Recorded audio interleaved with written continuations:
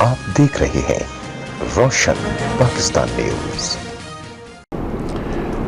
کیونکہ جتنا بھی میرا ان 14 مہینے میں 15 مہینے میں انٹریکشن رہا ہے بزنسز سے، چیمبر سے، انڈسٹریلسٹ سے، جب میں ان سے پوچھتا ہوں کہ یہ ملک دنیا میں ان ملکوں میں سے ہے جو سب سے زیادہ چیریٹی دیتا ہے، میں سب سے بڑا ریسیپینٹ ہوں اس ملک میں چیریٹی کا۔ کسی کو پاکستانی کو انہوں نے اتنا پیسہ نہیں دیا جتنا مجھے میری قوم نے دیا، اور ہر سال پچھلے سال سے زیادہ پیسہ دیتے ہیں، چاہے ریسیشن ہو، جو مرضی ہو، ملک کے مسئلے مسائل ہوں، ہر سال پچھلے سال سے زیادہ پیسہ دیتے ہیں۔ شوکت خانم کا 10 ارب روپیہ خسارہ ہے، بجٹ اس سے زیادہ ہے، اور ابھی بھی جو ہمارا سال پورا بھی نہیں ہوا تھا، پچھلے سال آدھے کے اندر ہمارا 10 ارب پورا ہو گیا۔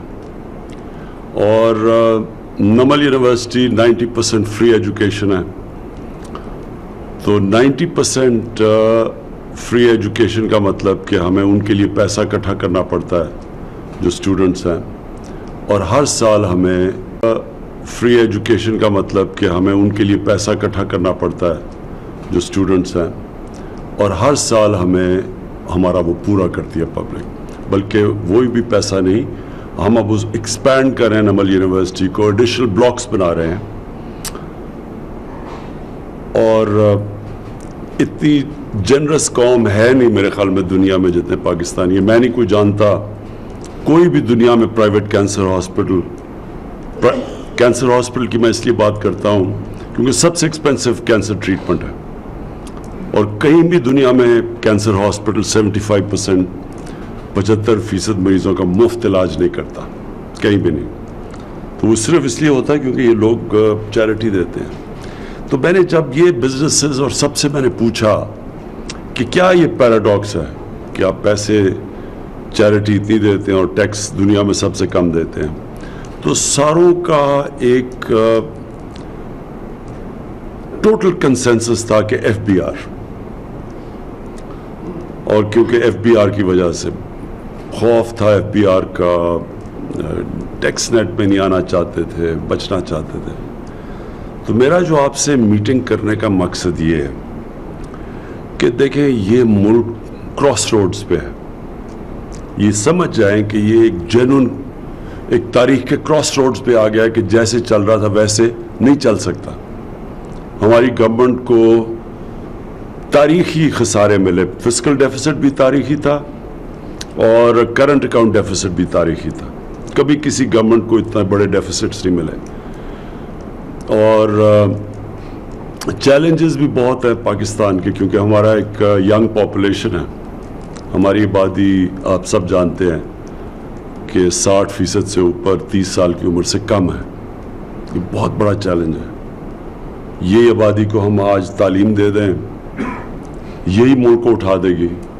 جو آج اپرچونٹیز ہیں دنیا میں، جو انفارمیشن ٹیکنالوجی، نئی ریولوشن، جو 4th انڈسٹریل ریولوشن جس کو کہتے ہیں، ہمارے پاس را مٹیریل ہے، ہمارے پاس یوتھ ہے، ہم ان کو کنورٹ کر دیں اور یہ اور چیزیں چھوڑیں، یہ یوتھ ہی پاکستان کو پہنچا سکتی ہے ادھر جدھر اس وقت اور دنیا کے پاس جو ڈیولپڈ ورلڈ ہے ان کے پاس یوتھ نہیں ہے۔ چائنا کے پاس نہیں ہے اس طرح کی یوتھ، اور چائنا کو ضرورت ہے۔ سو چائنا کی پروکسیمٹی، سی پیک، تو ہمارے پاس یہ بہت بڑی ریسورس ہے۔ پرابلم سارا یہ ہے کہ ہمارے پاس اتنی ریسورسز ہی نہیں ہیں اپنی ریسورسز، ملک کی ریسورسز کو ڈیولپ کرنے کے لیے۔ وہ اس لیے نہیں ہے کہ ہمارے پاس ٹیکس کلیکشن دنیا میں سب سے کم ہے۔ ہمارا جو پچھلا ٹیکس کا سال گزرا تو آدھا جتنا ہم نے آدھا ٹیکس جو ٹیکس اکٹھا کیا آدھا چلا گیا ڈیٹ سروسنگ پہ۔ تو ملک کیسے چل سکتا ہے؟ پہلے ٹیکس بھی کم اکٹھا کرو، پھر اس کا آدھا چلا جائے پچھلے قرضوں کی قسطیں دینے میں۔ سو اس لیے میں نے آپ سب کو دعوت دی ہے۔ میرا یہ ایمان ہے کہ ہمارے لیے 8 ٹریلین روپیہ ٹیکس اکٹھا کرنا کوئی مشکل کام نہیں ہے. اس ملک کا پوٹینشیل اس سے بہت زیادہ ہے. ہمارے پاس ان حالات کے اندر ابھی وہ میں ٹی وی پہ دیکھ رہا تھا کہ وہ بیریا نے اناؤنس کیا ہے اور وہاں لائنیں لگی ہوئی ہیں لوگوں کی, انہوں نے دروازے توڑ دیے اس کے کہ وہ پلاٹس لینے کے لیے. تو لوگوں کے پاس بائنگ پاور بھی ہے, لوگ یہ ملک کے اندر پیسہ بھی ہے.